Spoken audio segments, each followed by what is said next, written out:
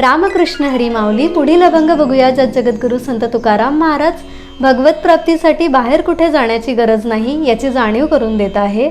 दुजे खंडे तरी उरला तो अवघा हरी, आपणा बाहेरी न लगे ठाव धुंडावा.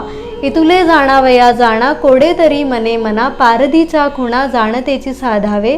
देह आधी काय खरा देह संबंध पसारा, बुजगावणे चोरा रक्षणसे भासते. तुका करी जागा नको वासपू वाउगा, आहेसी तू अंगा अंगी डोळे उघडी. महाराज म्हणतायत, जेव्हा दुजेपणा संपतो तेव्हा फक्त हरी उरतो, त्याला बाहेर शोधायची गरज नाही. जाणायचंच असेल तर मनाला जाणा. जसं पारध्यांच्या खाणाखुणा पारध्यांनाच समजतात, तसंच भक्तीने युक्त मनाने हृदयातील परमात्म्याला जाणता येतं.